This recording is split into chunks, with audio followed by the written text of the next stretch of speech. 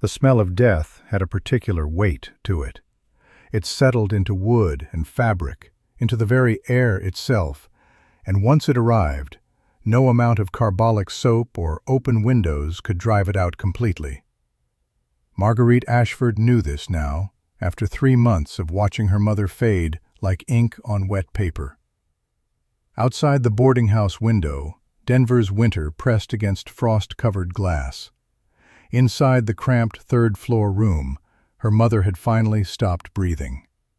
Maggie sat beside the narrow bed, her large frame folded into a chair too small for her body. 23 years old, a widow for 6 months, since the mining accident that had taken Thomas, an orphan as of 2 hours ago, and she had exactly $6.40 to her name. The coins sat in a small pile on the washstand. She'd counted them 3 times, as if the numbers might change through repetition. They hadn't. The landlord would come tomorrow. He always came the day after death, like a crow following a plow. Maggie stood slowly, her joints protesting. At 5 feet 8 inches and 180 pounds, she had learned to move carefully in a world built for smaller women. Every chair creaked beneath her. Every floorboard groaned. Every glance from strangers carried the same message: you take up too much space. Her mother's belongings fit into a single carpet bag. 3 dresses, worn thin from washing. A cameo brooch that had belonged to Maggie's grandmother. A Bible with a cracked spine and yellowed pages. And tucked between the pages of Psalms, a letter. Maggie unfolded it with trembling fingers. The paper was yellowed with age, the ink faded, but still legible. It was from her uncle Thaddeus, her mother's younger brother. Written 5 years ago, before Maggie's brief marriage to Thomas, before the cave-in that had crushed her husband beneath 1,000 tons of rock and left her alone at 22. Dear sister, it read, if times grow hard in Denver, know that there is always a place for your family here in Redstone. My general store prospers, and I could use honest help. The mountains of Colorado are unforgiving, but they do not judge a man by his circumstances. Your brother, Thaddeus. Maggie read the letter 3 times. Then she counted her money again, as if the coins might have multiplied while she wasn't looking. $6.40. A stagecoach ticket to Redstone cost $6. She looked at her mother's still face, already taking on the waxy quality of the dead.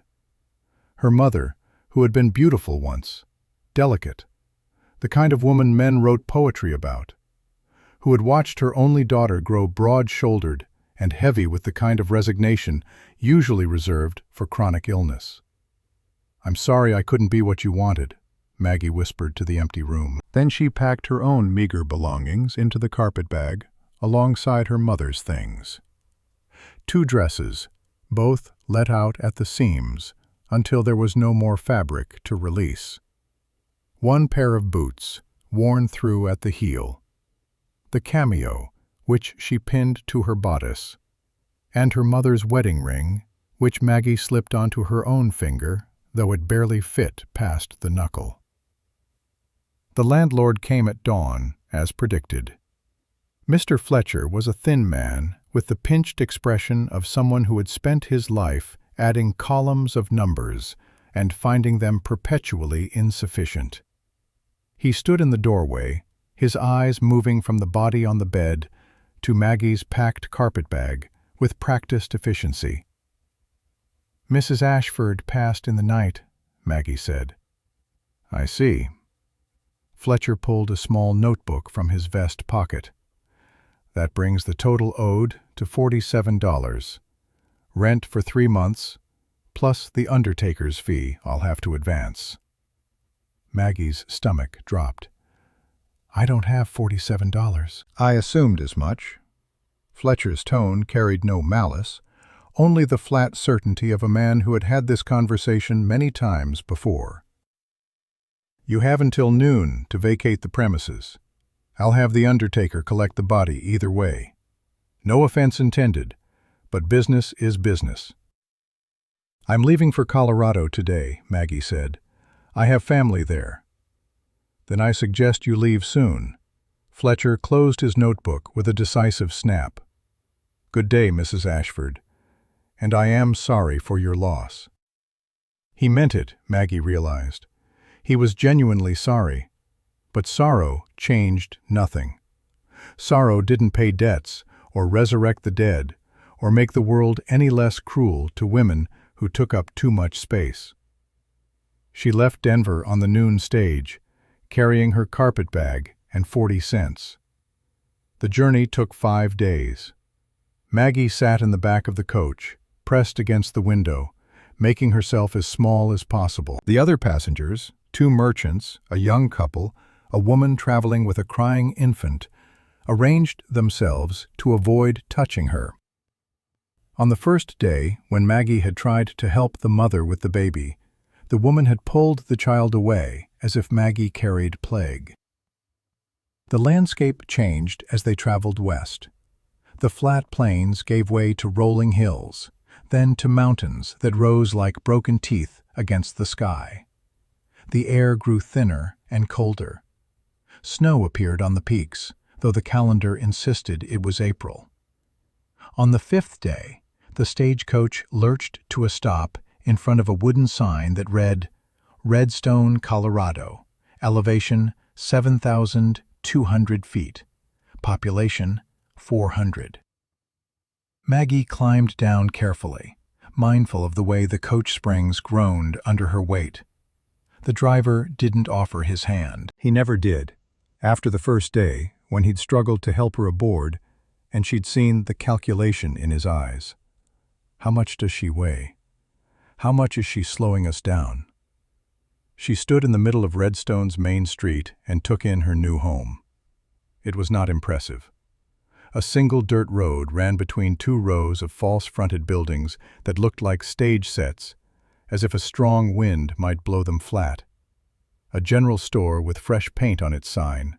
A saloon with music already bleeding through the doors despite the early hour. A hotel that sagged to one side like a drunk. A boarding house that looked like it might collapse in a strong wind. Beyond the buildings, scattered homes climbed the hillside, and beyond those, nothing but mountains rising into a sky so blue it hurt to look at. This was silver country. The whole town existed because someone had found silver in the creek 15 years ago, and men had poured in like ants to honey, bringing their picks and their desperation and their certainty that fortune lay just beneath the next layer of rock. Most of them were still digging. Maggie smoothed her dress with hands that trembled only slightly. The brown homespun was the better of her 2 dresses, though better was a relative term. She'd let out the seams twice, and the fabric strained across her hips and bosom with the kind of tension that suggested imminent surrender. The general store stood directly across from where the stage had stopped. The sign above the door read, Ashford Mercantile, in fresh paint that gleamed in the mountain sun. Uncle Thaddeus had prospered indeed. Maggie crossed the street, her boots sinking into mud that never quite dried at this elevation. She could feel eyes on her. In the saloon doorway, 2 men stopped talking to stare. A woman sweeping her porch paused mid-stroke, the broom frozen in her hands. A child pointed before his mother yanked his hand down with a sharp word Maggie couldn't hear, but could easily imagine. She knew what they saw. The broad back, the thick waist, the way her dress pulled tight across flesh that refused to conform to polite dimensions, the way she walked with her chin up, despite everything, because her mother had taught her that much at least. A lady never slouches. The bell above the mercantile door jangled as she entered. The store was larger than it appeared from outside, stretching back into shadows where barrels of flour and beans stood in orderly rows. Shelves lined the walls, filled with canned goods and bolts of fabric and tools that gleamed with oil. The smell of coffee and tobacco and new leather wrapped around her, and for a moment, just a moment, Maggie felt something like hope. Behind the counter stood a man she barely recognized. Thaddeus Ashford had aged 15 years in the 5 since she'd last seen him at her wedding. His hair had gone mostly gray, and his face had taken on the sharp, calculating look of a successful merchant. He wore a clean collar and a vest with a gold watch chain, and when he looked up from his ledger, his eyes moved over Maggie with the same assessment Mr. Fletcher had used in Denver. Weighing, measuring, finding the sum insufficient. "Uncle Thaddeus," Maggie said, trying to smile. "It's Marguerite, your niece. I wrote to you about—" "You wrote?" His voice was flat, not welcoming, not warm, flat as a stone. "When?" "3 weeks ago. I said I was coming, that Mother had passed and I was hoping you might have work for me, as you mentioned in your letter to her." Thaddeus set down his pen with deliberate care, as if he were handling something fragile and dangerous. "That letter was written 5 years ago, Marguerite. Circumstances changed." The words hit like stones thrown at close range. Maggie's smile faltered. "I understand, but I thought, the store does well enough without additional help." Thaddeus folded his arms across his narrow chest. His eyes dropped to her waist, her hips, traveled back up to her face with something that looked uncomfortably like distaste. "And even if it didn't," he paused, "you're not what I expected." The statement hung in the air between them like smoke. Maggie felt it settle into her bones, familiar as an old wound that had never quite healed.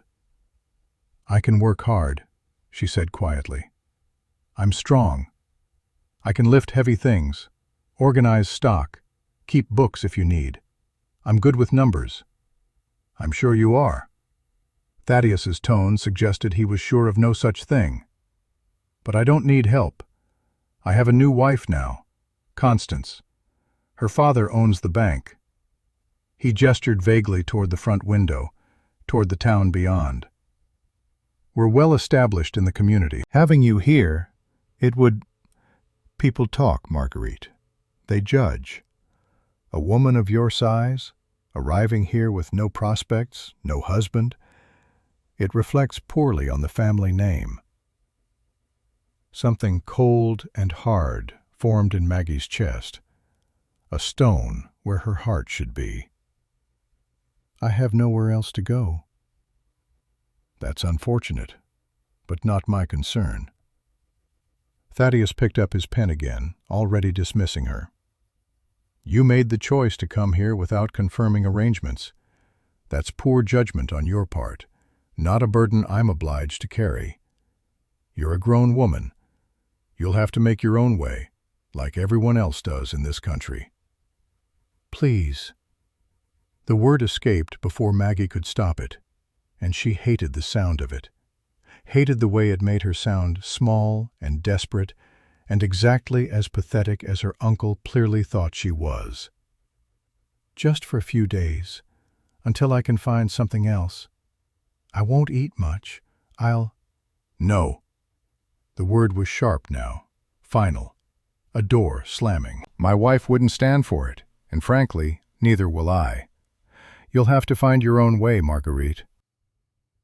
The door opened behind her, the bell jangling with cheerful obliviousness.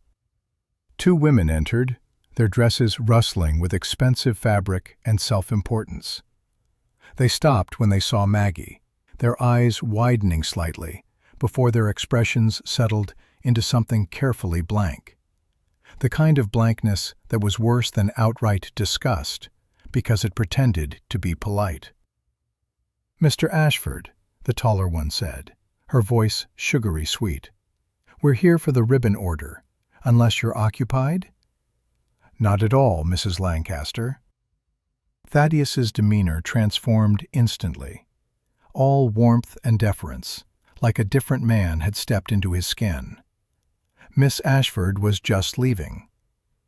Maggie turned slowly, giving herself time to compose her face into something that wouldn't give them the satisfaction of seeing her cry. The two women watched her with the kind of fascination usually reserved for circus exhibitions, taking in every detail, every imperfect inch, cataloging her failures with their eyes. She walked past them with her head up, her carpet bag clutched in both hands like a shield. The bell jangled again as she pushed through the door into the harsh afternoon light. Behind her, she heard one of the women say something in a low voice, then laughter, bright and cruel as broken glass.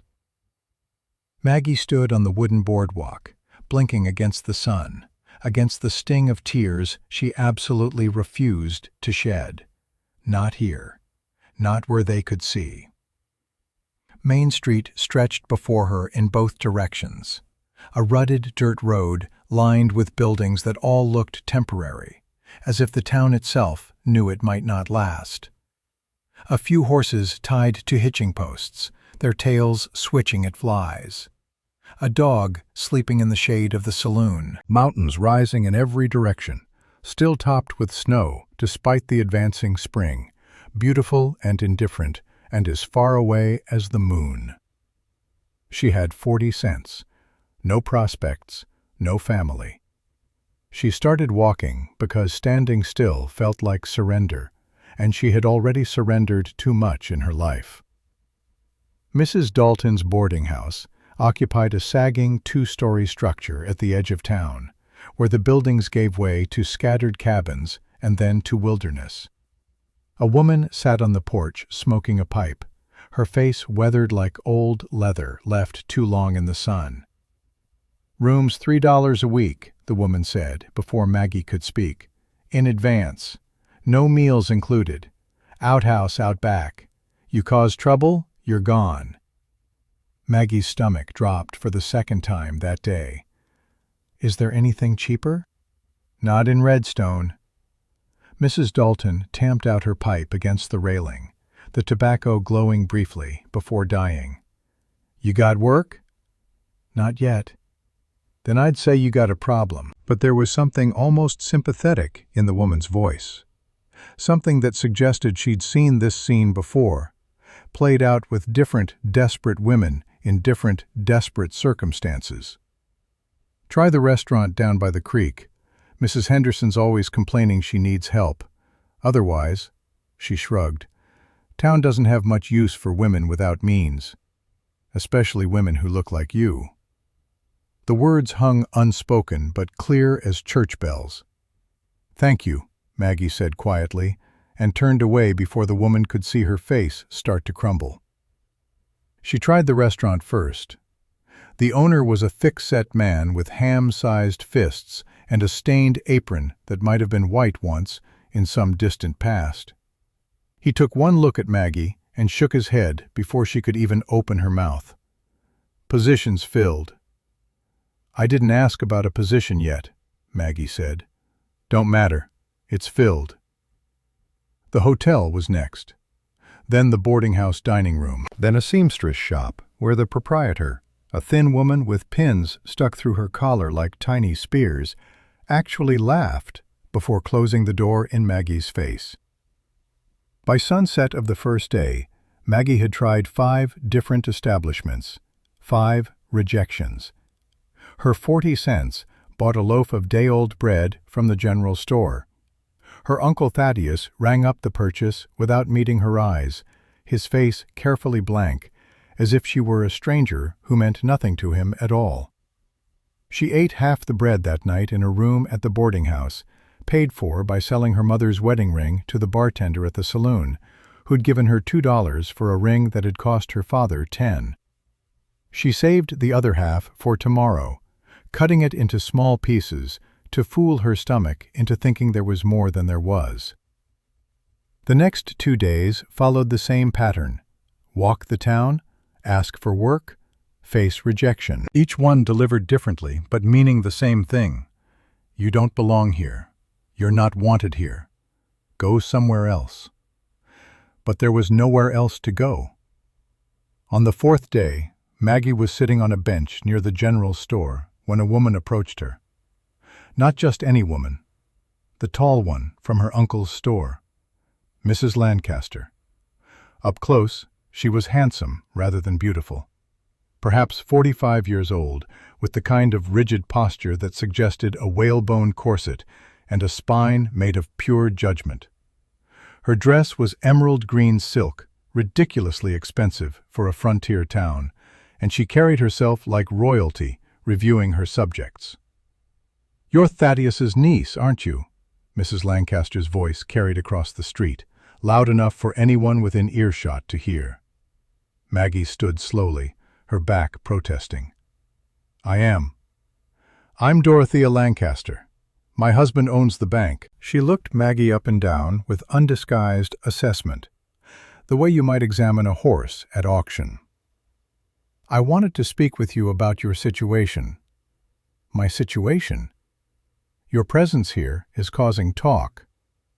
Dorothea's smile was all teeth and no warmth. "A young widow, wandering the streets, begging for work? It reflects poorly on your uncle, on all of us, really. This is a respectable community, Mrs. Ashford. We have standards to maintain." Maggie's hands clenched in her skirts, the fabric rough against her palms. "I'm not begging. I'm looking for honest work." "Are you?" Dorothea tilted her head like a bird examining an insect. "Because I've heard you were seen talking to Mr. Blackwell yesterday.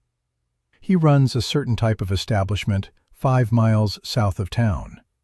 Not the kind of place a respectable woman visits." Heat flooded Maggie's face. Blackwell had approached her near the livery stable, offering her work at his brothel. She'd refused immediately, her stomach turning at the thought. But apparently refusal didn't matter when the story was this good. "I turned him down," Maggie said, her voice tight. "Of course you did. This time." Dorothea's voice dropped to something almost kind, which was somehow worse than open cruelty. "But desperation makes us do things we never thought possible, doesn't it? I'm trying to help you, dear. Before you make choices you can't take back." "Help me how?" "Leave Redstone. Go back to Denver or anywhere else. Just don't stay here, bringing shame on your family name." Dorothea reached into her reticule and pulled out a $5 bill. "Here. Enough for a stage ticket and a few meals on the road. Take it and go." Maggie stared at the money. $5. More than she had.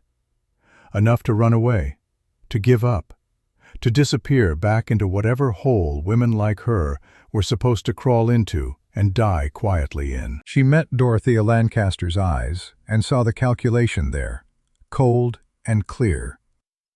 This wasn't kindness. It was pest control, removing an embarrassment before it grew into a full-blown scandal. "No, thank you," Maggie said quietly. Dorothea's expression hardened like cooling iron. "Pride is a luxury you can't afford, girl. Take the money." "No." "Then you'll regret it." Dorothea tucked the bill back into her reticule with sharp, angry movements. "I tried to be charitable. Remember that when things get worse. Because they will get worse, Mrs. Ashford. They always do for women like you." She walked away, her silk skirts rustling like a threat. Maggie sat back down on the bench, her whole body shaking with a rage she had no safe place to put. A boy approached, maybe 12 years old, skinny and freckled, with a patched shirt and bare feet despite the cool mountain air. "You all right, miss?" he asked. "I'm fine," Maggie lied. "You don't look fine." The boy studied her with the frank curiosity of childhood, not yet taught to look away from uncomfortable things. "You're Mr. Ashford's niece, right? The one he won't give work to?"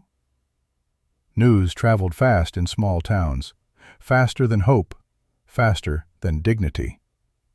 "That's right," Maggie said. "You still looking for work? Any kind?" "Any kind that's honest." The boy grinned, gap-toothed and eager. "Then you might be in luck. Mr. Cooper, at the lumber store, he's been trying to find someone to make a supply run up to Thornwood's cabin, but nobody wants to do it." Maggie frowned. "Why not?" "Because it's a hard ride, steep trail, dangerous." The boy's voice dropped to a dramatic whisper. "And because Nathaniel Thornwood is scary. Lives alone up in the mountains, barely comes to town. When he does, people get out of his way. My pa says he killed his wife. My ma says he's half wild. Either way, nobody wants to go up there." "What does he need supplies for?" "Same things everyone needs: flour, coffee, tobacco, ammunition. But he pays well. Real well. Mr. Cooper says he'll give $7 to whoever makes the delivery." $7. More than 2 weeks' rent at the boarding house. More than Maggie had seen since arriving in Redstone. More than hope, almost. Almost enough to believe in. "Where's this Mr. Cooper's store?" she asked. The boy's grin widened. "I'll show you. Come on." Silas Cooper's lumber store occupied a narrow building between the livery stable and a warehouse that smelled of sawdust and something vaguely rotten. The store itself was cramped and dim, stacked floor to ceiling with planks and posts and tools that looked older than Colorado statehood. Cooper himself was perhaps 55, with the kind of face that suggested a life spent squinting against sun and wind. Deep lines bracketed his mouth and eyes.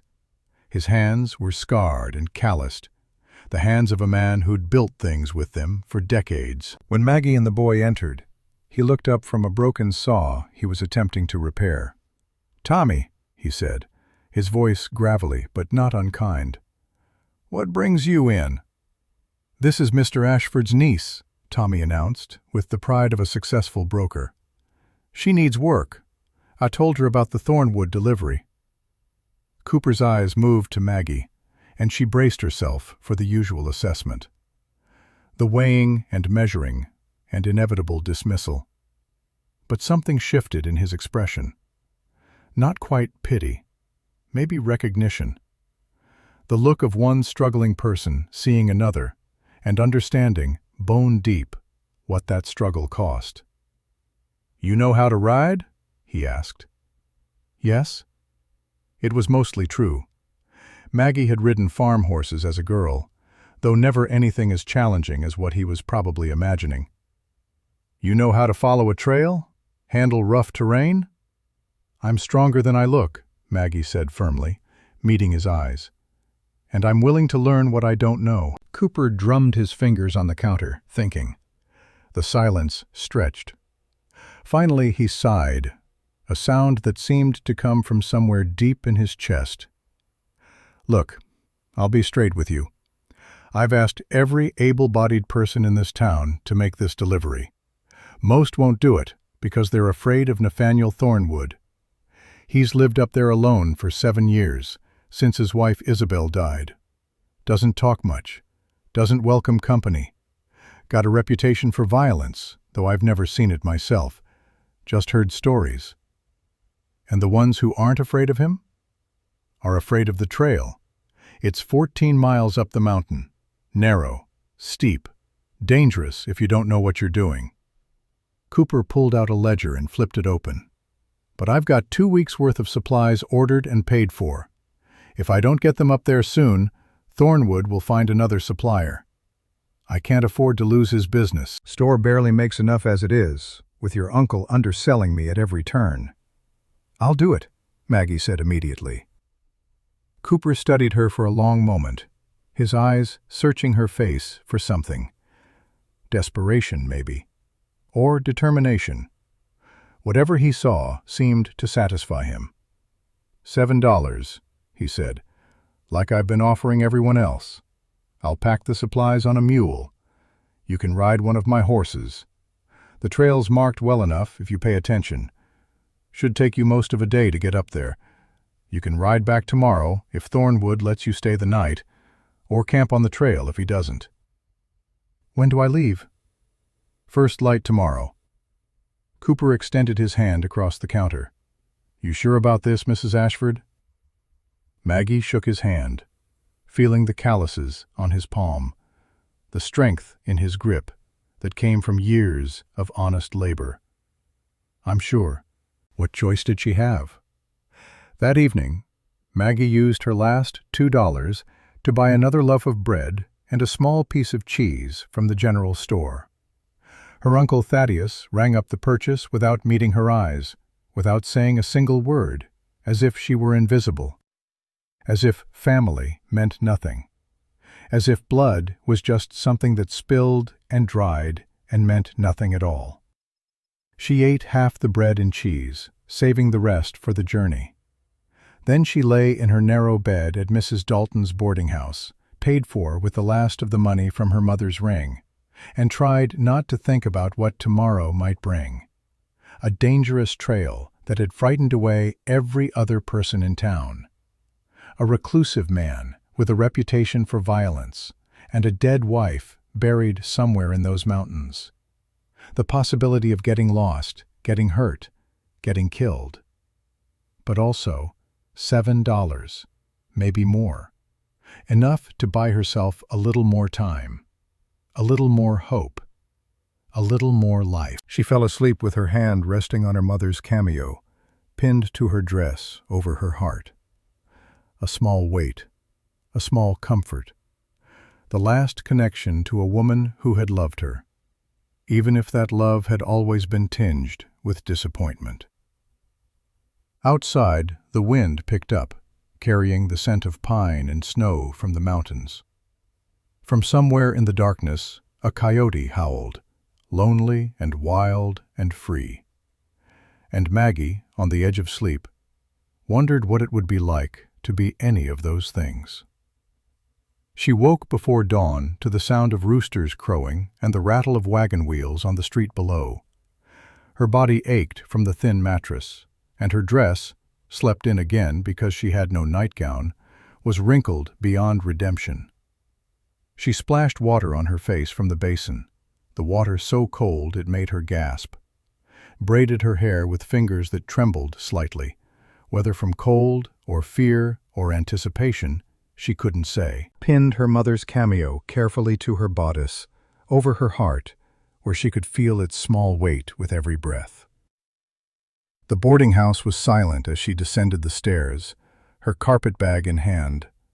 She'd decided to bring everything with her. If she didn't return, at least her meager possessions wouldn't be scattered among strangers. And if she did return, she'd find somewhere else to stay. The thought of coming back to this place, to another night of thin walls and thinner hope, felt unbearable. The streets were empty except for a few early risers, miners heading to claims in the pre-dawn darkness, a milk cart making deliveries, the bottles clinking softly, smoke rising from chimneys as households stirred to life. Maggie made her way to Cooper's lumber store, where lamplight already glowed through the windows like a beacon.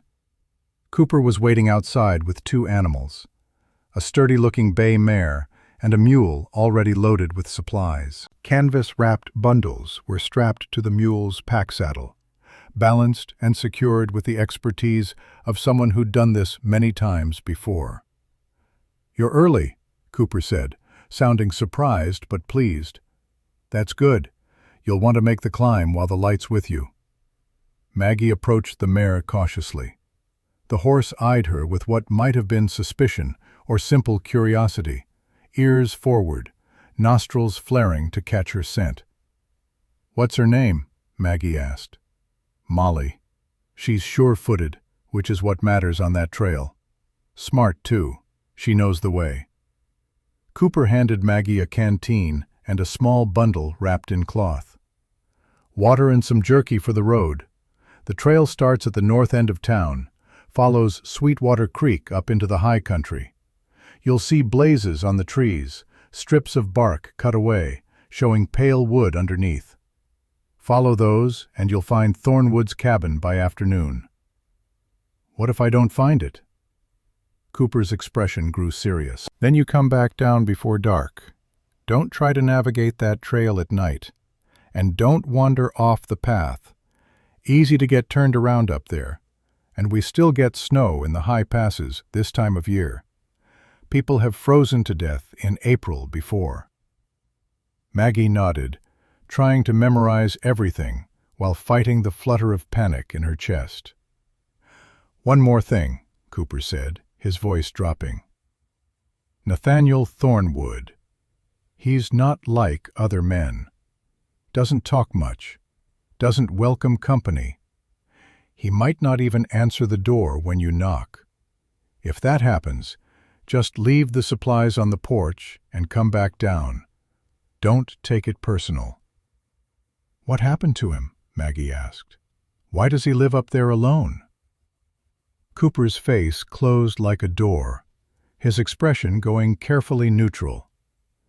"That's his story to tell, if he's of a mind to, which he won't be."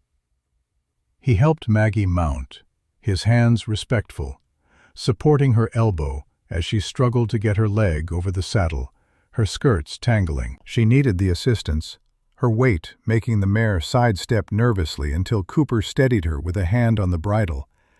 He handed Maggie the mule's lead rope. $7 when you get back," Cooper said, looking up at her. "Safe travels, Mrs. Ashford, and God go with you."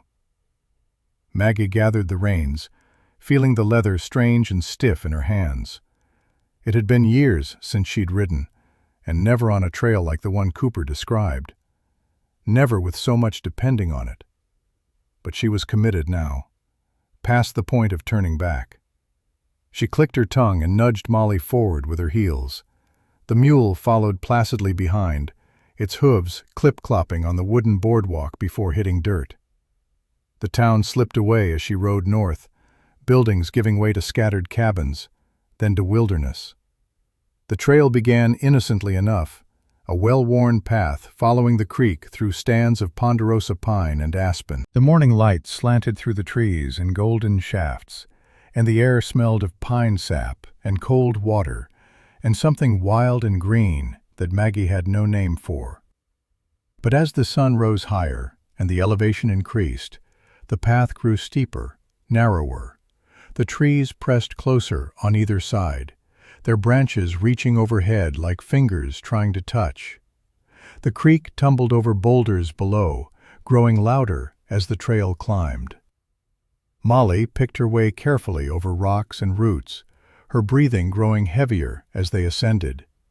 The mule plodded behind, unconcerned by the increasing drop-off to their left, where the creek was now just a white ribbon of foam far below. Maggie tried not to look down, focused instead on the blazes Cooper had mentioned. Pale scars on the dark bark, appearing every 100 yards or so, like breadcrumbs in a fairy tale. Like promises that someone had been this way before and survived. By mid-morning, her legs ached from gripping the saddle, her hands cramped from holding the reins too tight. The air grew thinner, colder, each breath requiring more effort. She could smell snow on the wind, though the calendar insisted it was April and spring should be arriving. The trail switchbacked up a steep slope, and Maggie's heart hammered as Molly navigated the narrow path. Mountain rising sheer on one side, a wall of rock and dirt and twisted roots, falling away into nothing on the other, where the creek was now just a silver thread, far, far below. One misstep, and they'd tumble down, down, down into that ravine, and no one would find them for weeks, maybe months, maybe never. "Good girl," Maggie whispered to the mare, her voice tight with fear. "Just keep going, nice and steady." Molly's ears flicked back at the sound of her voice, and the mare seemed to settle slightly, as if the words themselves provided reassurance. They climbed higher. Maggie's dress clung to her back with sweat, despite the cool air. Her stomach growled, but she didn't dare stop to eat. The trail was too narrow, the drop too steep. She'd eaten the last of her bread at dawn, too nervous to save it, and now regretted the decision. The sun crossed overhead and began its descent toward the western peaks. Shadows lengthened across the trail. What if she didn't find the cabin before dark? What if she'd missed a turn, followed the wrong blaze?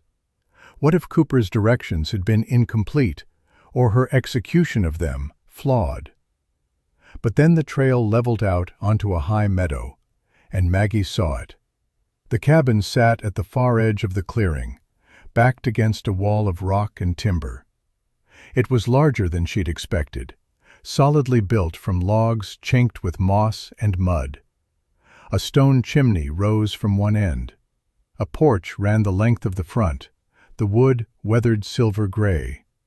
Smoke rose from the chimney in a thin gray line, speaking of fire and warmth and human habitation. A woodpile was stacked neatly against one wall, enough to last through winter and then some.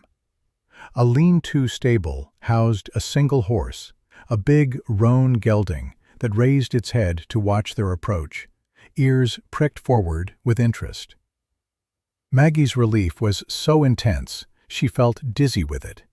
She'd made it, against her own doubts and the town's expectations, and every voice in her head that had whispered she wasn't strong enough, brave enough, good enough.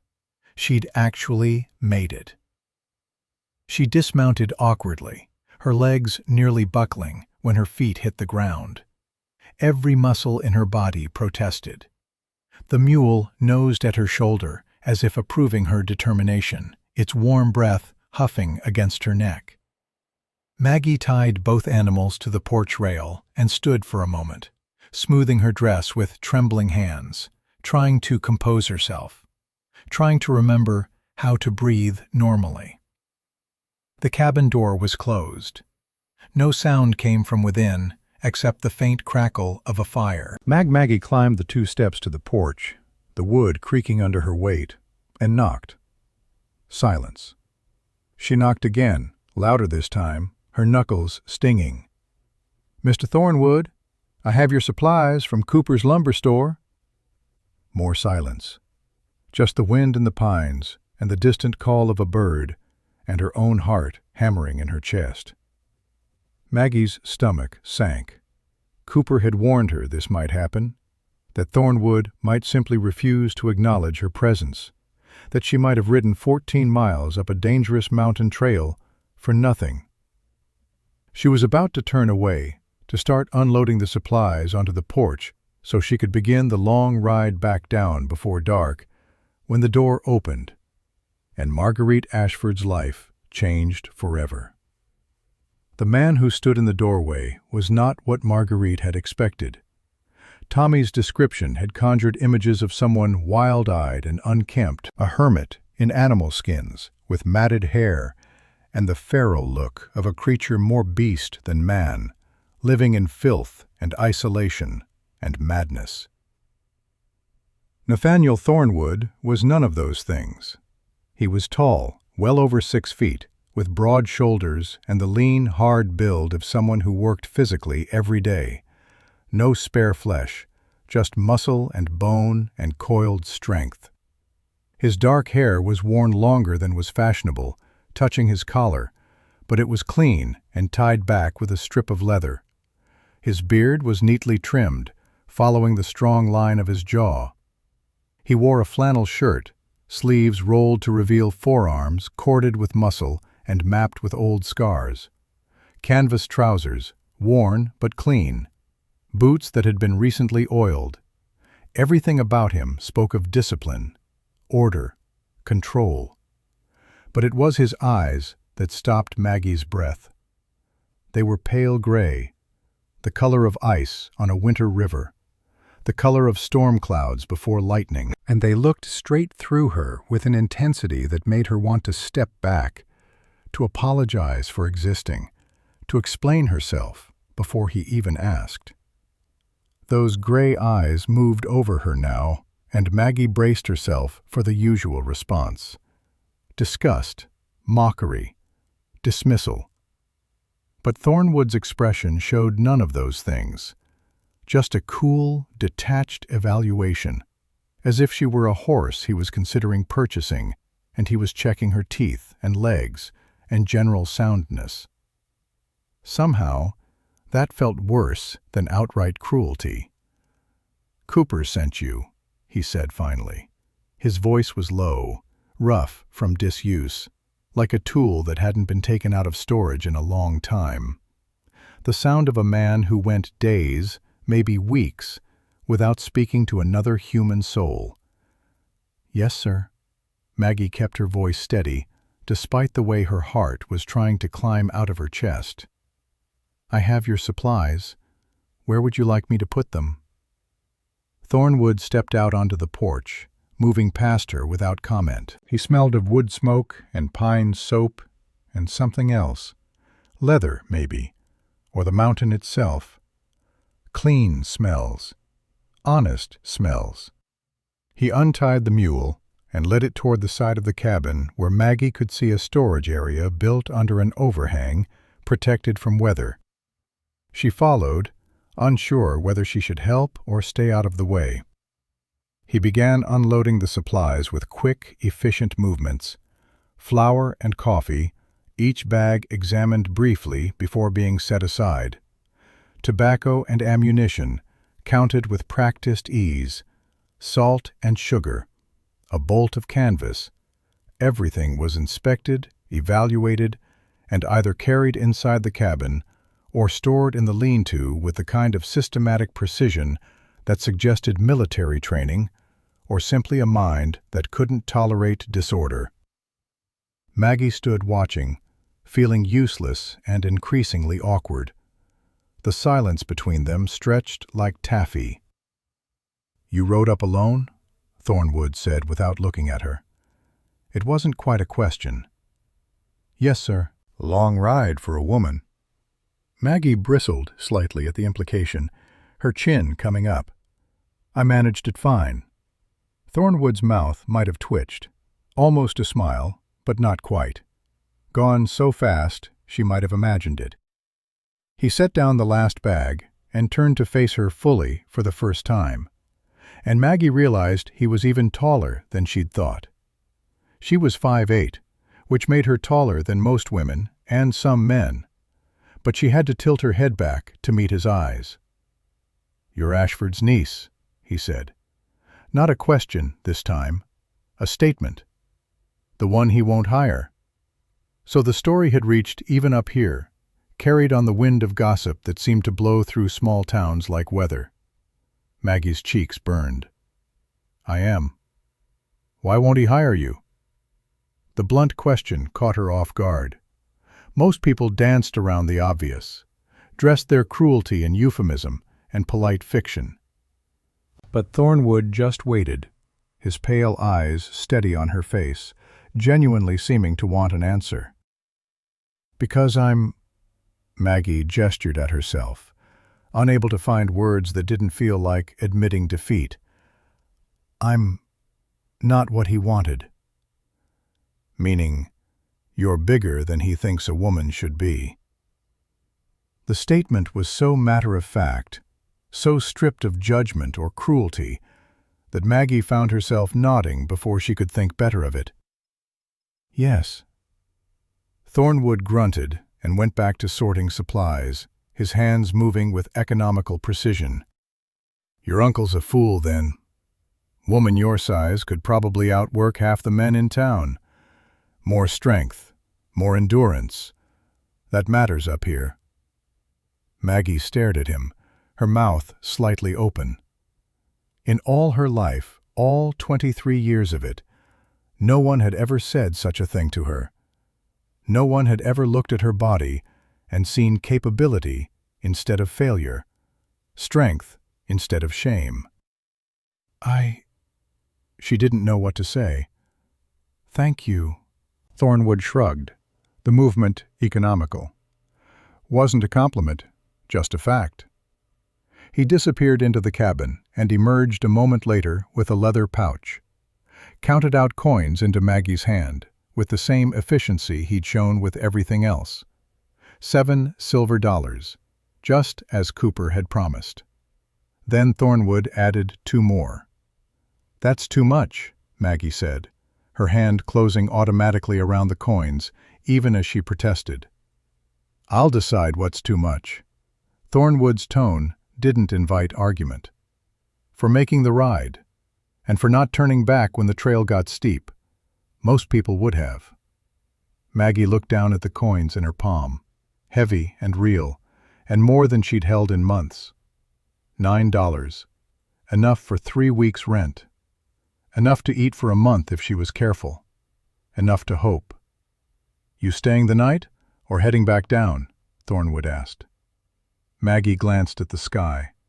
The sun was already touching the peaks, painting them gold and crimson and purple. Shadows stretched long across the meadow. The thought of riding back down that narrow trail in darkness made her stomach clench with fear. I don't know if I should try the trail in the dark." "You shouldn't." Thornwood jerked his head toward the stable. "Put your animals in with mine. There's feed in the bin. You can sleep in the loft. I'll sleep in the cabin." "I don't want to impose." "Not an imposition, just sense." He fixed her with that steady gray gaze. "Trail's dangerous at night, and we get mountain lions this time of year. They're bold when they're hungry. Killed a deer in the meadow just last week." He paused. "Unless you'd rather risk it." Maggie swallowed hard. "The loft would be—" "Thank you." Thornwood nodded once and went back inside, closing the door behind him with quiet finality. Maggie stood alone on the porch, holding $9 silver and trying to process what had just happened. Nathaniel Thornwood, the man the entire town feared, the violent recluse who'd supposedly killed his wife, had paid her fairly, more than fairly, offered her shelter, treated her with more basic decency than anyone in Redstone had shown since her arrival. And he'd done it all, without a single word of judgment about her size, her circumstances, or her desperation. The stable was clean and well-maintained, the kind of clean that came from daily attention rather than occasional effort. Thornwood's roan gelding eyed Molly and the mule with mild interest before returning to his hay, unbothered by the intrusion. Maggie unsaddled both animals, her arms shaking with exhaustion, rubbed them both down with a handful of straw, her hands moving automatically through the familiar motions she'd learned as a girl on her grandfather's farm. Made sure they had water in a wooden trough that looked hand-carved, the wood worn smooth by years of use. Then she climbed the ladder to the loft, each rung a small victory over her protesting muscles. The space above was simple but clean. Hay scattered over wooden planks, a few old blankets folded in one corner, military precise.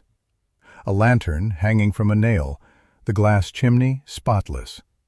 And through a gap in the boards, she could see the meadow bathed in twilight, the mountains going purple against the darkening sky, stars beginning to emerge like scattered diamonds.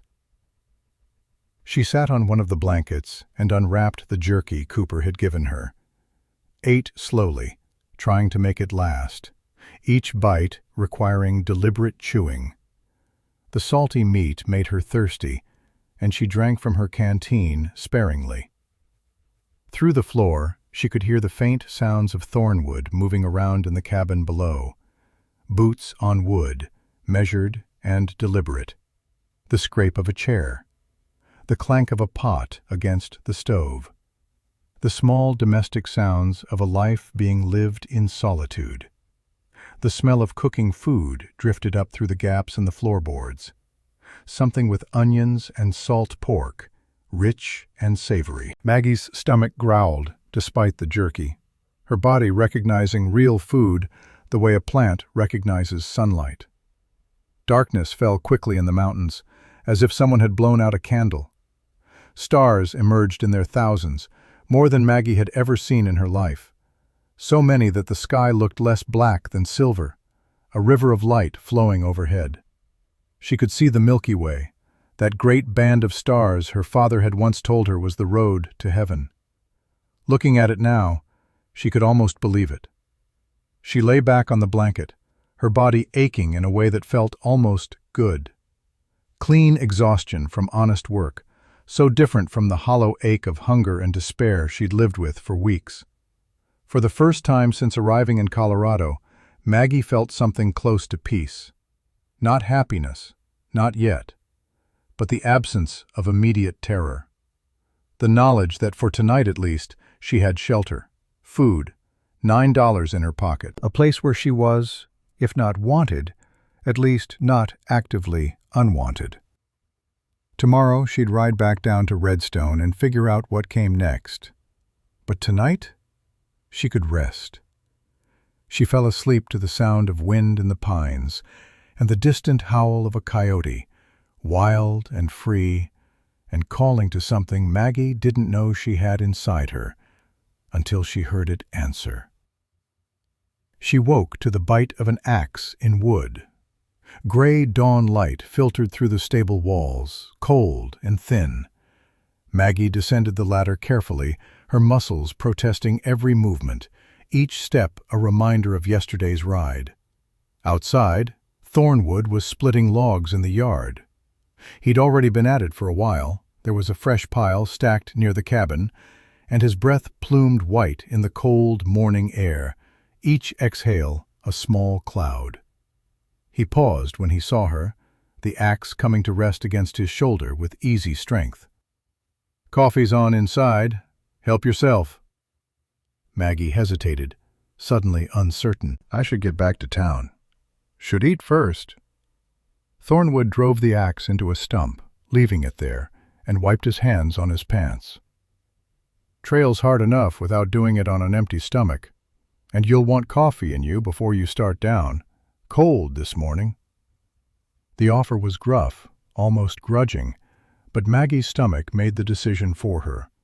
She nodded and went inside.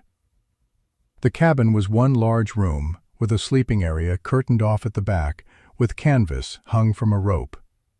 A stone fireplace dominated one wall, a fire burning low on the hearth, coals glowing red-orange in the dim light.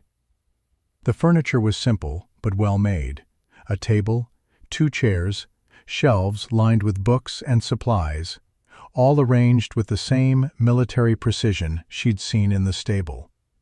Everything was clean, organized, almost obsessively so, as if disorder was something Thornwood couldn't tolerate. A pot of coffee sat near the fire, the smell rich and dark and promising. Maggie found a tin cup on the shelf, poured herself some, and nearly groaned at the first sip. It was strong and hot, and better than anything she'd tasted in days, maybe weeks. She could feel it spreading through her chest, warming her from the inside out. Thornwood came in, bringing the smell of wood smoke and cold air and honest sweat with him. He poured his own coffee and stood by the fire, not looking at her, but not ignoring her either. Just sharing the space, with the same comfortable silence as the night before. The silence between them felt different from the silences Maggie was used to in town. Not hostile or uncomfortable, or weighted with judgment. Just quiet. Shared space without the pressure of performance. "You going back to working for Cooper?" Thornwood asked finally, his voice breaking the quiet like a stone dropped in still water. "He only needed someone to make this one delivery." "What'll you do then?" Maggie wrapped her hands around the warm cup, feeling the heat seep into her cold fingers. "I don't know. Look for other work, I suppose. Won't find much in Redstone, not for a woman without connections." Thornwood stared into his coffee, as if he could read the future in its dark surface. "Your uncle's got the market cornered. Anyone who might hire you will be afraid of crossing him." "I'm starting to realize that." Thornwood was silent for a moment, his face unreadable in the firelight. When he spoke again, his voice was thoughtful, measured. "Cooper's good people, but he can barely afford to keep that store running. Your uncle undercuts him at every turn. Sells things for less than Cooper can buy them wholesale, just to drive him out of business. Won't work. Cooper's got loyal customers, but it makes things hard. Why does Cooper stay then? Same reason anyone stays anywhere. It's home, or close enough to home that leaving feels worse than staying. Thornwood drained his cup and set it on the table with a deliberate thunk. You want to earn some more money? Maggie looked up sharply, her heart suddenly hammering. Doing what? I need supplies hauled up here regular. Cooper keeps offering to find someone, but nobody wants to make the ride. You proved you can handle the trail and the animals. He met her eyes for the first time that morning. I'd pay you $7 a trip, maybe twice a month. Maggie's breath caught in her throat. $14 a month. Not enough to live on entirely, but combined with other work, if she could find any, it might be enough to survive. More than survive. It might be enough to build something. I can do that, she said, trying to keep the desperation out of her voice. Thornwood nodded, the movement economical as always. I'll let Cooper know to use you for deliveries. He'll appreciate having someone reliable.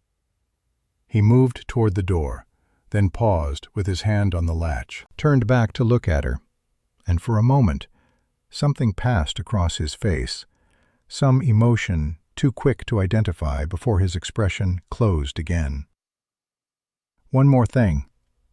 People in town are going to talk about you coming up here, about you staying the night.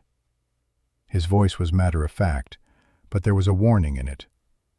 An unmarried woman, alone with a man overnight in his cabin, they'll make it into something it wasn't. Maggie felt her stomach drop as the implications hit her. She hadn't even thought about how it would look. An unmarried woman spending the night with an unmarried man.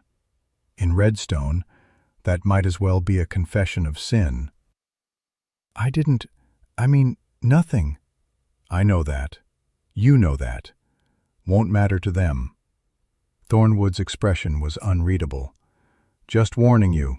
Small towns feed on gossip like pigs at a trough. Should I lie? Say I rode back in the dark? Don't lie. Just don't volunteer information. If they ask, tell them you slept in the stable because the trail wasn't safe at night, which is the truth. They can make of it what they want. Maggie nodded slowly, understanding dawning. He was trying to protect her reputation while being honest about how little protection that reputation might have. Why are you helping me? She asked quietly. Thornwood was quiet for a long moment, his hand still in the door latch. Then, because you showed up when nobody else would. Because you didn't complain about the work or the distance or the danger. Because... He trailed off, something dark crossing his face like a cloud passing over the sun. Then, quieter. Because I know what it's like to be the person nobody wants around. Before Maggie could respond, he was gone, the door closing behind him with soft finality. She stood in his cabin, holding an empty coffee cup, trying to understand what had just happened. Nathaniel Thornwood, violent recluse, the man who made grown minors cross the street, had seen her, actually seen her, not as an object of disgust or pity, but as a person capable of work, worthy of fair pay, deserving of basic human respect. It was such a small thing, such an ordinary, everyday thing that most people took for granted. To Maggie, it felt like a gift beyond price. The ride down the mountain was easier than the climb up. Molly knew the way now, her hooves finding purchase on rocks Maggie hadn't even seen, navigating the switchbacks with the confidence of experience. Maggie reached Redstone by late morning, her body sore but her spirits higher than they'd been since leaving Denver. She returned the animals to Cooper's lumber store. The older man counted out the $7 with obvious relief, his hands shaking slightly as he stacked the coins. "Thornwood give you any trouble?" he asked. "None at all," Maggie said truthfully. "He asked if I'd be willing to make regular deliveries. Said he'd pay $7 each time." Cooper's eyebrows rose nearly to his hairline. "He did? Well." He seemed genuinely pleased, his weathered face creasing into something like a smile. "That works out well for both of us, then. I'll send word when the next order comes in. Probably 2 weeks." Maggie pocketed the money, $16 now, counting Thornwood's tip, and felt something unfamiliar stirring in her chest. Not quite hope, but not quite despair either. Something in between. Something like possibility. She was walking past her uncle's mercantile, head up and shoulders back, when the door opened and 2 women emerged. The same 2 who'd been there the day she arrived. Mrs. Lancaster and her ever-present companion. They saw her and stopped, their eyes narrowing with interest like cats spotting a mouse. "Marguerite Ashford," Mrs. Lancaster said, her voice carrying across the street with the kind of projection that suggested she'd practiced for maximum audience. "I heard you made quite the journey yesterday." "I delivered supplies to Mr. Thornwood," Maggie said evenly, keeping her voice neutral. "For Cooper's lumber store." "All the way up the mountain, alone." The other woman spoke now, her lips pursing in that particular way women had when they wanted to look concerned, but really just wanted to judge. "That must have been challenging."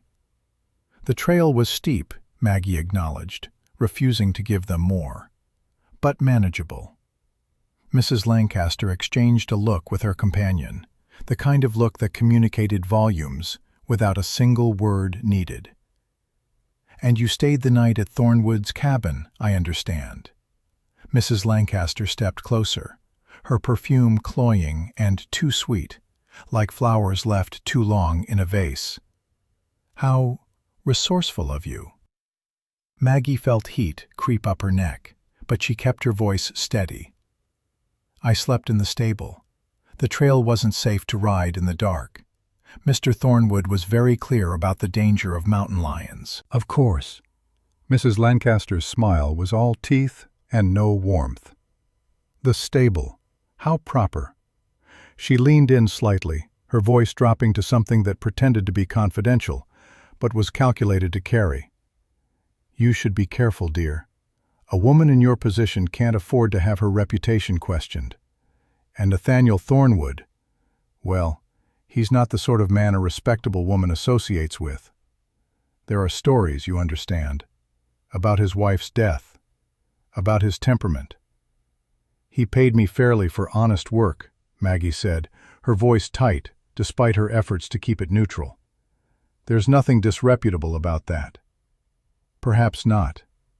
Mrs. Lancaster's gaze traveled deliberately over Maggie's body, cataloging every imperfection, every excess pound, every failure to conform.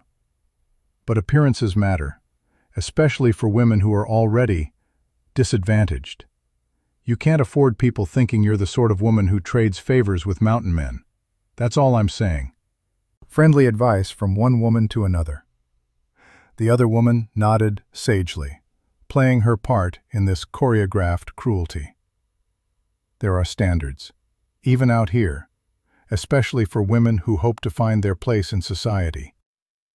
Maggie's hands clenched in her skirts, the fabric rough against her palms. Every word was designed to wound, wrapped in the guise of concern. These women didn't care about her reputation. They cared about maintaining their power, about keeping Maggie in her place at the bottom of the social hierarchy where women like her belonged. "Thank you for your concern," Maggie said, her voice carefully neutral even as fury burned in her chest. "If you'll excuse me." She walked away before they could say more, her face burning, her chest tight with rage and humiliation, and a bone-deep weariness of being everyone's target. Behind her, she heard their laughter, bright and cutting as broken glass in sunlight. The next week passed in a blur of job hunting and rejection. Maggie tried every business in town, took on any odd task she could find. Washing dishes at the restaurant for pennies, her hands cracking and bleeding in the harsh lye soap. Hauling trash for the hotel, the stink of it following her home. Mending clothes for the seamstress in exchange for thread and fabric scraps she could use to repair her own failing wardrobe. She pieced together barely enough to pay for another week at the boarding house, barely enough to keep herself fed on bread and cheese and the occasional bruised apple the grocer would sell her for a penny. But it was enough, just barely. And everywhere she went, she felt the eyes, heard the whispers. Mrs. Lancaster's poison had spread through the town like disease carried on the wind, transforming Maggie's legitimate work into something sordid, her night in Thornwood's stable into scandal, her desperate attempt to survive into proof of moral failing. 6 weeks passed. Maggie made 2 more trips up the mountain, each one easier than the last, as Molly learned the trail and Maggie learned to trust the horse's instincts. Each trip meant another $7, another $14 with Thornwood's tips, which he always included without comment or explanation. And with each trip, she and Thornwood talked more. Not much. He wasn't a man of many words. But in the evenings, if she arrived early enough, he'd invite her to sit by the fire before she went to the stable loft. And they'd talk about small things, the weather, the animals he'd seen, the books on his shelves. He had dozens, well-worn and obviously read multiple times. He taught her things. How to read animal tracks in the mud, how to tell weather by the movement of clouds, how to shoot his rifle, her hands shaking at first, but gradually steadying under his patient instruction.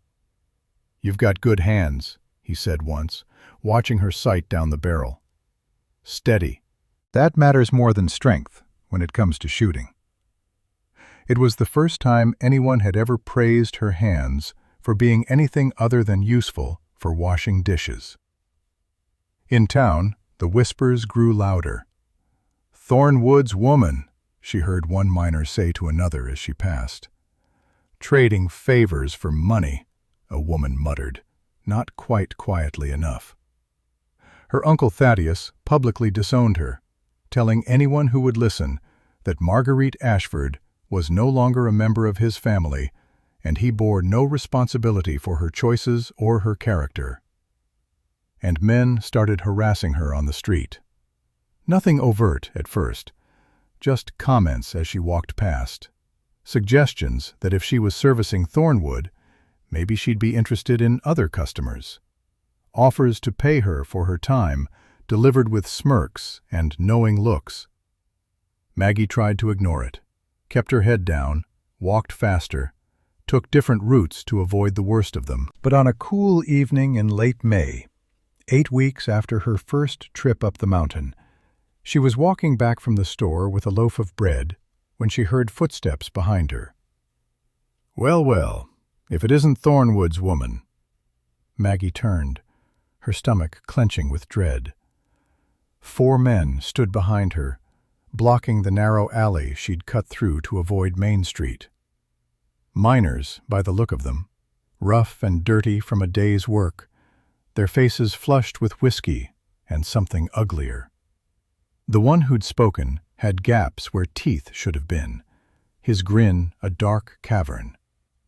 "Excuse me," Maggie said coldly, trying to step around them. "Don't be coy."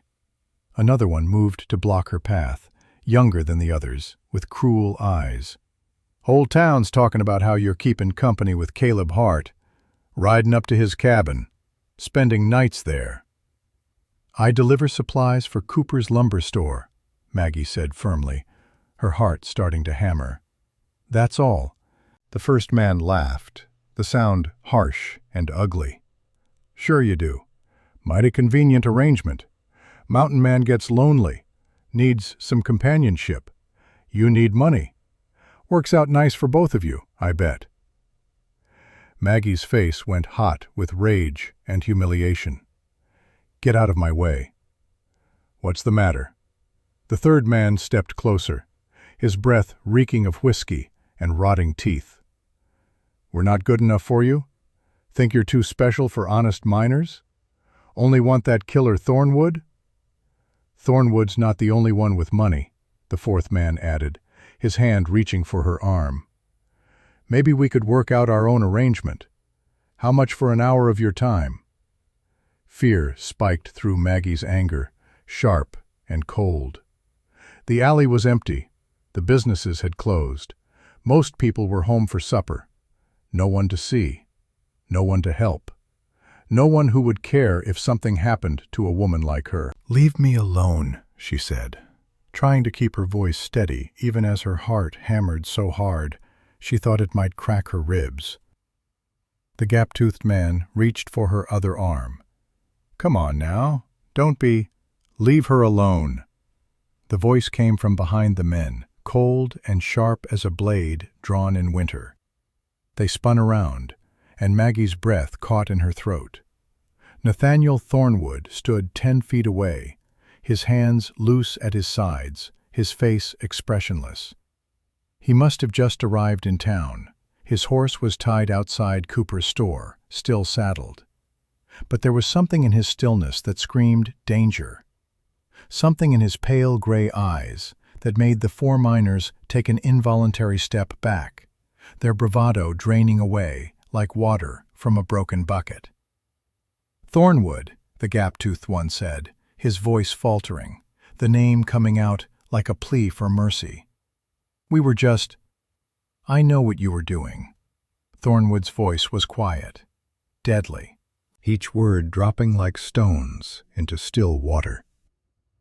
"Now you're going to walk away, all 4 of you. And if I ever hear about you bothering Mrs. Ashford again, if I even hear you've spoken to her, I'll come looking for you. Understand?" The men exchanged glances, weighing their options. For a moment, Maggie thought they might actually be stupid enough to challenge him. Then survival instinct won out. They muttered something, excuses or curses, Maggie couldn't tell, and walked away quickly, their shoulders hunched, looking back over their shoulders like children caught stealing. Thornwood watched them go until they disappeared around the corner, his posture never changing, his hands never moving. Only when they were completely gone did he turn to Maggie. "You all right?" Maggie nodded, not trusting her voice. Her hands were shaking, her bread dropped somewhere in the dirt. "Come on," Thornwood said, and started walking. Maggie followed on legs that felt like water, her mind still reeling from how close she'd come to what? She didn't want to think about it. Thornwood led her to Cooper's lumber store, which was just closing up for the night. Cooper took one look at Maggie's face and ushered them both inside without a word, his expression darkening as he listened. "What happened?" Cooper asked, setting Maggie down in a chair with gentle hands. Thornwood told him in clipped sentences, the confrontation, the men's identity, Kemp's crew from the silver mine north of town, what they'd implied, what they'd been about to do before he arrived. Cooper's face darkened with every word. "Those bastards. I'm sorry you had to deal with that, Mrs. Ashford. I'll have a word with the sheriff." "Won't do any good," Thornwood said flatly, his voice hard as iron. "Sheriff's in Lancaster's pocket. Dorothea Lancaster's husband owns half interest in that silver claim. He won't punish his own workers for harassing a woman with no standing in town." The assessment was brutal in its accuracy. Maggie felt tears prick at her eyes and blinked them back furiously, refusing to give anyone the satisfaction of seeing her cry. Cooper sighed, the sound heavy with defeat. "You're probably right, but that doesn't make it acceptable. There has to be something." "There is," Thornwood interrupted. Both Maggie and Cooper looked at him. Thornwood's jaw was tight, his eyes distant, as if he were working through calculations in his head. Then his gaze focused on Cooper, sharp and decisive. "I need to place an order. Supplies for 2 months instead of 1. Cooper frowned, clearly confused by the change of subject. "That's a lot to haul up at once." "I'll make 2 trips, if I have to," Maggie said quietly, finding her voice again, needing to contribute something.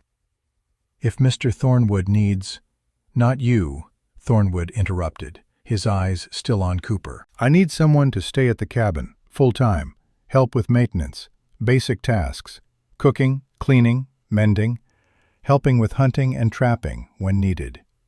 It would be full-time work, room and board included, plus wages, $20 a month." Maggie's breath caught in her throat. Cooper's eyebrows rose nearly to his hairline. "You're offering Mrs. Ashford a position?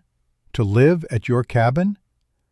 "Offering her a way out of this town before it chews her up and spits her out." Thornwood's gaze shifted to Maggie, and for the first time since she'd met him, she saw something like uncertainty in his eyes. "The work's hard. The cabin's isolated. You'd be alone with me most of the time, which means more gossip, more lies, worse lies than they're already telling. But you'd be safe, and you'd be paid fairly. $20 is more than most men make in the mines." Maggie stared at him, trying to process what he was offering. $20 a month was a fortune, more than she'd ever imagined earning. Enough to save money, enough to have a future. But the cost. People will say. She couldn't finish the sentence, her voice dying in her throat. "People are already saying it," Thornwood said bluntly, his voice matter-of-fact. "Might as well get paid for their lies. And at least up there, you won't have to listen to them, won't have to see their faces, won't have men like Kemp's crew cornering you in alleys." He had a point. The damage to whatever reputation Maggie might have hoped to build was already done. Mrs. Lancaster and her circle had made sure of that.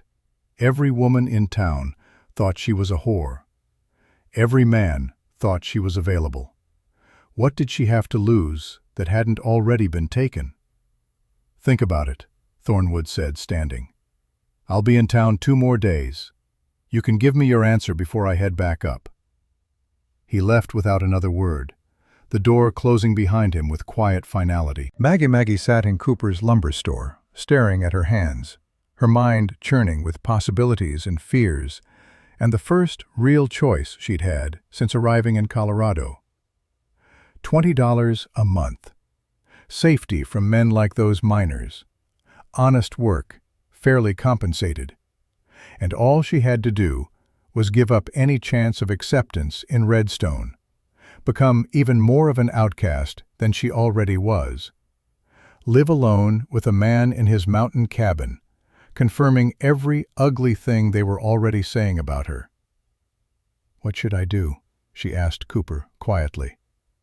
The storekeeper was silent for a long moment, his weathered face thoughtful. Then he said gently, "I think you should ask yourself what you have to lose, Mrs. Ashford, and what you might gain." Maggie walked back to the boarding house as night fell over Redstone, the mountains going dark against the deepening blue of the sky. The town was settling into its evening rhythms, lamplight glowing in windows like golden eyes, families gathering for supper, the smell of cooking meat and bread drifting through the air, children being called in from play, their voices echoing in the twilight. She passed her uncle's mercantile, dark now, closed for the night, past the church where she'd never been welcomed, its white steeple stark against the sky, past the restaurant where she'd washed dishes until her hands cracked and bled, the owner never once thanking her or paying her more than pennies. In her room, Maggie sat on the narrow bed and counted her money for what felt like the 1,000th time. $37. 6 weeks of deliveries plus the odd jobs. The most money she'd ever had at one time in her life. Enough for a few more weeks if she was careful. A few more weeks of rejection and whispers. A few more weeks of wondering where her next meal would come from. A few more weeks of men like Kemp's crew cornering her in alleys, getting bolder each time, knowing no one would stop them from taking what they wanted. Or she could take Thornwood's offer, could ride back up into those mountains and build a different kind of life, away from the judgment, away from the cruelty, away from everything that had ever made her feel small. The choice, when she really examined it, wasn't much of a choice at all. Marguerite found Nathaniel Thornwood the next morning at Cooper's lumber store, settling his account for the supplies he'd ordered. He looked up when she entered, his pale gray eyes unreadable as always, and waited without speaking while she crossed the wooden floor toward him, patient as stone, patient as mountains. "I'll take the position," Maggie said quietly, her voice steady despite the way her heart hammered. "If the offer still stands." Thornwood nodded once, as if he'd expected nothing less. "It stands. We leave tomorrow at first light. Bring whatever you own. You won't be coming back to town regular." "Tomorrow?" Maggie's voice caught slightly. She'd expected more time, a chance to prepare, to say goodbye to, but there was no one to say goodbye to. No one who would miss her. No one who'd even notice she was gone, except to feel relief at her absence. "Problem with that?" Thornwood asked. "No," Maggie straightened her shoulders. "No problem at all." She spent the rest of that day settling her affairs, though there was precious little to settle. She paid Mrs. Dalton for her final night, the woman counting the money with fingers stained yellow from tobacco, packed her carpetbag with her spare dress and her mother's few possessions, the cameo, the Bible, a handkerchief embroidered with forget-me-nots. Everything she owned in the world fit into one small bag. The cameo she kept pinned over her heart as always. As she walked through town that evening, making her final rounds, Maggie felt eyes following her. Whispers trailed in her wake like smoke from a dying fire. By now, everyone knew. Marguerite Ashford was leaving to live with Nathaniel Thornwood in his mountain cabin. The scandal was complete. Her reputation, such as it was, lay in ruins. But as she walked, Maggie found she didn't care as much as she'd thought she would. Let them talk. Let them scandalize themselves. She was done caring what they thought. She passed Mrs. Lancaster on the boardwalk outside the millinery, where bolts of expensive fabric gleamed in the window like treasure. The woman's eyes widened with something like triumph, her mouth curving into a smile that had nothing to do with kindness and everything to do with being proven right. "Leaving us so soon, Miss Ashford?" Mrs. Lancaster called out, loud enough for the entire street to hear. "How unfortunate! Though I suppose you found alternative arrangements?" Her companion tittered behind a gloved hand, the sound like breaking china. Maggie stopped walking. For weeks, she'd endured these barbs in silence, absorbing each cut, bowing under the weight of their judgment, accepting their cruelty as the price of existing in a body they found offensive. But something had shifted in her overnight. Maybe it was knowing she had somewhere to go. Maybe it was the memory of Thornwood's cold fury defending her against those miners, the way he'd stood between her and violence without hesitation. Maybe it was simply that she had nothing left to lose. She turned to face Mrs. Lancaster directly, meeting those cold, calculating eyes. "I found honest work with fair wages," Maggie said, her voice steady, calm, edged with steel she didn't know she possessed. "If that's what you mean. Though I understand the concept might be foreign to you." Mrs. Lancaster's smile froze on her face. "I beg your pardon?" "You should." Maggie took a step closer, drawing herself up to her full height. "You've done nothing but spread poison about me since the day I arrived. You've mocked my appearance, questioned my morals, and done everything in your power to ensure I'd find no place in this town. And why? Because I'm larger than you think a woman should be. Because I'm poor. Because I threatened your position somehow, just by existing." "How dare you?" Mrs. Lancaster sputtered, her face flushing red. "I'm not finished." Maggie's voice didn't rise, but it carried. People on the street had stopped to listen, frozen in place. "You want to think the worst of me? Fine. Think what you like. Spread whatever lies make you feel superior. But understand this. I no longer care what you or anyone else in this town thinks of me. I'm leaving tomorrow, and I'll sleep better in a mountain cabin with an honest man than I ever would in this place surrounded by people like you." She turned and walked away, her heart pounding, her hands shaking with adrenaline. Behind her, she heard Mrs. Lancaster's outraged gasp, heard the buzz of excited whispers spreading like wildfire through dry grass. Let them talk. Let them judge. She was done. That night, Maggie lay in the boarding-house bed for the last time, listening to the familiar sounds of the town settling into darkness. Boots on boardwalks, horses in the street, voices raised in argument or laughter. The piano from the saloon playing a tune she didn't recognize. Tomorrow, everything would change. Tomorrow, she'd ride up into those mountains and begin a life she couldn't quite imagine. Working for a man she barely knew, trusting in his word because she had no other choice. It should have terrified her. Instead, she felt something closer to anticipation, to relief, to the first breath after being held underwater too long. Thornwood was waiting when she arrived at Cooper's lumber store the next morning, both horses already saddled and ready. Her few possessions were strapped behind Molly's saddle, alongside supplies for the cabin, flour and coffee, and things she didn't recognize wrapped in canvas.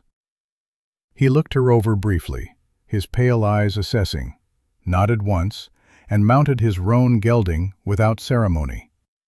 Cooper came out to see them off, his weathered face creased with concern.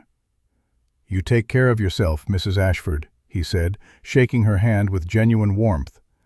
"And if you need anything at all, you send word down with the supply runs." "I will." Maggie was grateful for his kindness, even if it had been limited by circumstance. "Thank you for everything, Mr. Cooper." Cooper turned to Thornwood, his expression growing stern.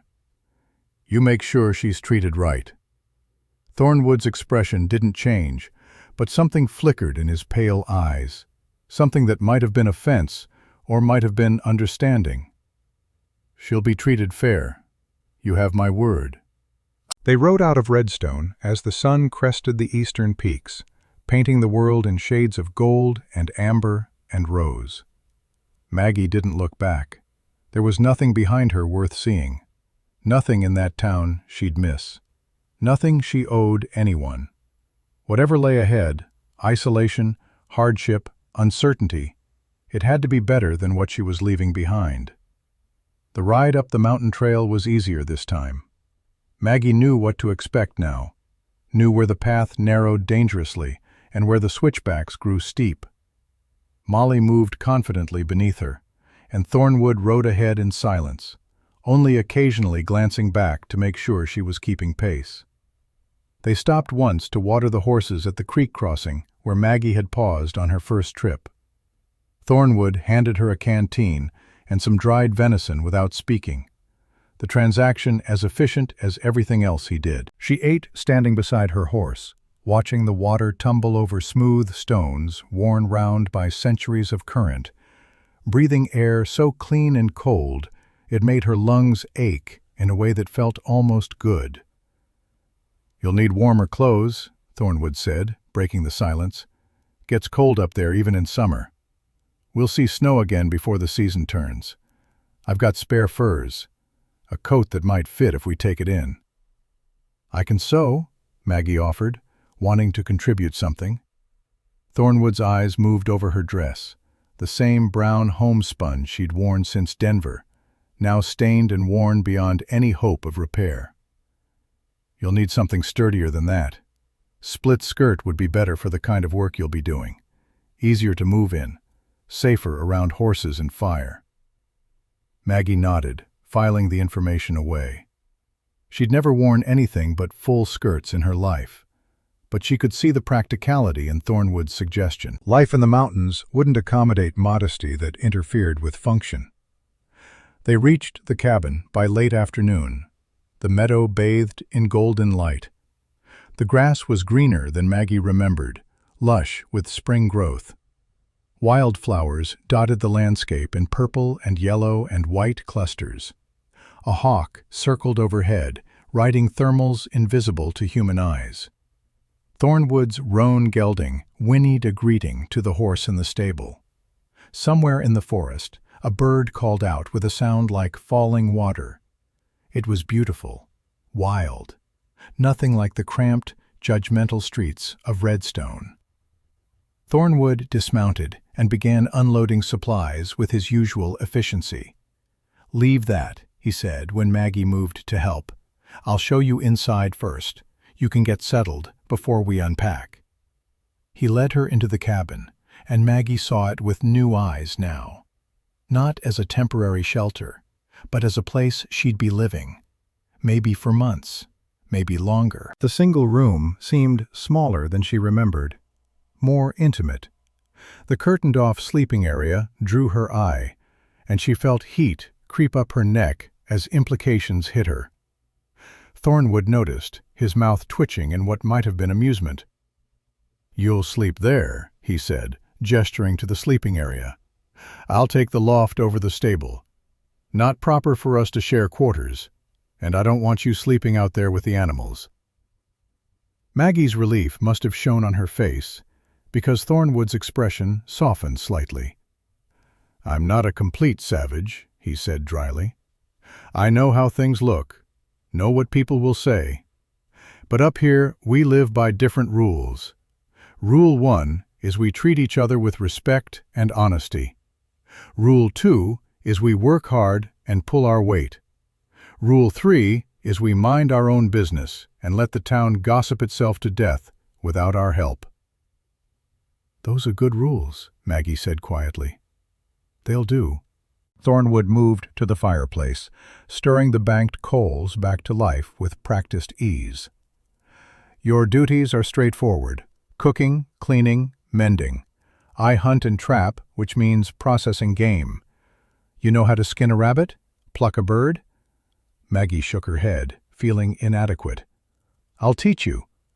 Also need help with the garden when planting season comes, preserving food for winter, maintaining equipment. Sometimes I'm gone for days at a time, running trap lines. You'll be alone here. That bother you?" "No," Maggie said, surprised to find it was true. "I'm not afraid of being alone." Thornwood studied her for a moment, something shifting in his expression, something that might have been approval or understanding or simple recognition of a kindred spirit. "Good, because lonely and alone aren't the same thing. This place can be lonely even when you're standing right next to someone. But it's honest loneliness, if that makes sense. Not the kind you get in a town full of people who pretend you don't exist." Maggie understood exactly what he meant. She'd been desperately lonely in Redstone, surrounded by people who looked through her like she was made of glass. Invisible, inconvenient, unwanted. Here in this mountain cabin, with only Nathaniel Thornwood for company, she felt less alone than she had in months. The first 3 weeks passed in a blur of learning. Thornwood was a patient teacher, showing Maggie how to maintain the cabin, how to draw water from the spring that fed into a wooden trough near the house, how to bank the fire at night so it wouldn't die before morning but wouldn't burn too hot and waste fuel. He taught her to recognize animal tracks in the mud, deer and elk, bear and mountain lion, each leaving their own distinctive signature. To read weather in the movement of clouds, the behavior of animals, the way the wind shifted. To listen for the sounds that meant danger. The warning cry of jays when a predator prowled close. The absence of birdsong that signaled a coming storm. Maggie learned to skin rabbits and squirrels, the work bloody and difficult at first, but gradually becoming easier as her hands learned the rhythm. Learned to pluck wild turkeys and geese, their feathers flying everywhere, sticking to her dress and hair. Learned to render fat and smoke meat, and make soap from lye and ashes, the harsh chemicals burning her already rough hands. Her hands, already work-worn from years of labor, grew harder. Her arms, already strong from lifting and carrying, grew stronger. She woke each morning to the sound of Thornwood chopping wood or checking trap lines, the rhythmic bite of the axe a kind of music, and fell asleep each night, exhausted in a way that felt clean, earned, honest. Thornwood was exactly what he'd promised: fair, honest, respectful. He paid her wages at the end of the first week, counting out $5 silver into her palm without comment. He never touched her except when teaching required it, showing her how to hold a knife for skinning, how to set a trap without losing fingers, how to sight down a rifle barrel. He gave her privacy, sleeping in the stable loft as promised, only entering the cabin during daylight hours and always announcing himself first with a knock or a cleared throat. But for all his careful propriety, Maggie noticed things.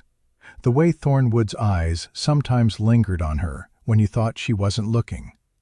Not with lust, she would have recognized that, would have known how to defend against it, but with something closer to puzzlement, as if he couldn't quite figure her out and the mystery bothered him. The way he'd started leaving small comforts for her, a handful of wildflowers on the table in a tin cup, purple lupine and yellow arnica, A particularly nice piece of venison set aside from his hunt, the tender backstrap instead of the tough shoulder. A book he thought she might enjoy, poetry by someone named Whitman, the pages worn soft from repeated readings. And Maggie noticed her own awareness of him growing, like a seed germinating in dark soil. The breadth of his shoulders when he split wood, the muscles moving under his shirt like something alive. The rare smile that transformed his hard face into something almost gentle, softening the harsh lines. The surprising grace of his movements, economical and precise, nothing wasted. The sound of his voice in the quiet evenings when he'd sit by the fire and talk about the mountains, about animal behavior, about the changing seasons, his voice low and surprisingly lyrical for a man of so few words. On the afternoon of her third week at the cabin, a rider appeared in the meadow. Maggie was in the garden, a plot Thornwood had shown her behind the cabin, still bare from winter, when she heard hoofbeats. She straightened, her hand going to her lower back where it ached from bending, and saw 4 men on horseback approaching. Even from a distance, the sight made her stomach clench with dread. Thornwood emerged from the forest where he'd been checking trap lines, his rifle in hand, his face going hard as stone. "Go inside," he said to Maggie, his voice tight. "What's wrong?" "Just go inside, now." But Maggie could see the riders clearly now, and her heart dropped into her stomach. One of them was her uncle Thaddeus, sitting his horse with obvious discomfort, as if he'd rather be anywhere else in the world. The riders stopped in front of the cabin. Thaddeus dismounted awkwardly while the others stayed mounted, hands resting on gun belts in a way that was meant to look casual but clearly wasn't. Thornwood stepped out onto the porch, rifle held loose but ready, and Maggie went right behind him despite his warning. If this concerned her, she had a right to face it. "Ashford," Thornwood said, his voice flat, "you're a long way from your store." Thaddeus's face was pinched with disapproval, and something that might have been embarrassment or might have been anger. "I'm here on a family matter, Thornwood, regarding my niece." "Your niece is standing right here," Thornwood said coldly. "Talk to her if you've got something to say." Thaddeus's eyes shifted to Maggie, and she saw distaste flicker across his features before he mastered his expression into something that was probably meant to look concerned, but just looked constipated. "Marguerite, I've received concerning reports about your situation here, about the nature of your arrangement with Mr. Thornwood. Living alone with an unmarried man, it's not proper. It's scandalous. It reflects poorly on our family name. I've come to take you back to town where you can be properly supervised." Maggie's hands clenched in her skirts. "I'm not going anywhere." "You're my niece, my responsibility." "You made it clear I wasn't your responsibility when you turned me away with nowhere to go," Maggie said, anger burning through her fear like fire through dry grass. "You don't get to suddenly claim concern now, not after what you did." One of the mounted men cleared his throat, a thin man with a weak chin and a sheriff's badge pinned to his vest. "Miss Ashford, your uncle has legal standing as your nearest male relative. If he says you need to return to town, that's his right. Colorado law is clear on this matter." Maggie's blood ran cold. She looked at Thornwood, who'd gone very still beside her, his knuckles white on the rifle. "She's of age," Thornwood said quietly, dangerously. 23 years old, not a minor. She can choose where she lives and who she works for. Check your law books, Sheriff." "Not if her moral character is in question," the sheriff said, his hand moving closer to his gun. "We've had complaints, multiple complaints about the impropriety of this situation. As an officer of the law, I'm obliged to investigate." "Who complained?" Maggie demanded, though she already knew the answer. "Mrs. Lancaster," one of the other men said with a smirk that made Maggie want to hit him. "And several other concerned citizens who care about the moral fiber of our community."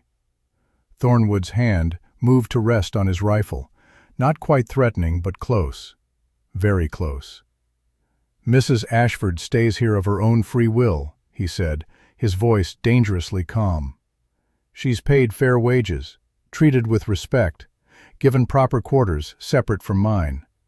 There's nothing improper happening, and you've got no legal right to remove her." "I've got every right if I determine she's in moral danger," the sheriff said, his hand now fully on his gun. "And living in sin with a man who's not her husband certainly qualifies. Now you can step aside and let Mr. Ashford take his niece peacefully, or we can do this the hard way." "We're not living in sin," Maggie said desperately. "Mr. Thornwood sleeps in the stable. We've never—" "Don't matter what you say," the smirking man interrupted. He had a cruel face and hard eyes that made Maggie's skin crawl. "Nobody believes a woman of your size could get a man any other way than spreading her legs.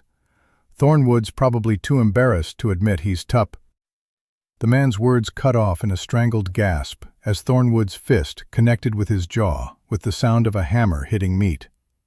The man tumbled from his horse like a sack of grain, landing hard in the dirt. Thornwood was on him in an instant, moving with a speed that seemed impossible for a man his size. One hand fisted in the man's shirt, the other cocked back for another blow, his face a mask of cold fury. "Thornwood, stop!" The sheriff had his gun drawn now, pointed at Thornwood's back. "Step away from him right now, or I'll put you down." Thornwood's pale eyes were cold as winter ice as he stared at the man beneath him. The man actually whimpered, trying to crawl backward. Then Thornwood released him and stood slowly, deliberately, hands raised, turning to face the sheriff. "You brought trash like him up to my home," Thornwood said, his voice deadly calm. Each word precise as a surgeon's cut. "Let him speak about a decent woman that way. And you wonder why I don't come to town? Why I don't trust any of you?" "She's not decent," Thaddeus said, his voice shaking with righteous anger, or maybe just fear. "She's ruined herself, destroyed any chance she had at a respectable life. I won't have the Ashford name dragged through mud because my niece chose to become a mountain man's. Then I'll marry her." The words cut through the tension like a blade through silk. Silence crashed down over the clearing like a physical weight. Every eye turned to Thornwood, who stood with his hands still raised, his face expressionless, his words ringing in the still mountain air with absolute finality. "What?" Thaddeus's mouth gaped open like a fish drowning in air. "I'll marry her," Thornwood repeated, his voice level, matter-of-fact, as if he were discussing the weather or the price of flour. "Make it legal and proper. Give her my name and my protection. Formal-like. That solve your moral concerns, Ashford?" Maggie's heart hammered so hard she thought it might crack her ribs. She stared at Thornwood, trying to understand what he was doing, why he was offering something so extreme, so final. Thornwood's eyes met hers for just a moment, and she saw the truth there, stark and simple.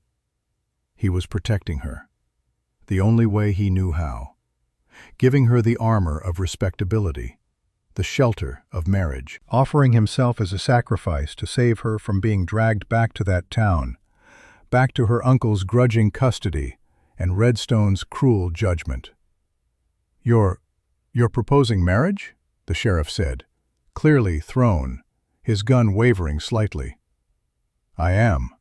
Thornwood's gaze never left Maggie's face. His pale eyes held hers, steady and certain. "Marguerite Ashford, will you marry me?" Maggie's mind spun like a wheel coming off a wagon. This was madness. They barely knew each other.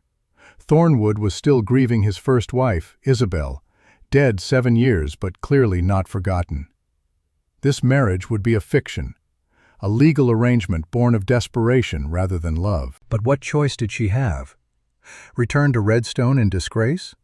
Live under her uncle's roof as a prisoner to propriety, watched and judged every second?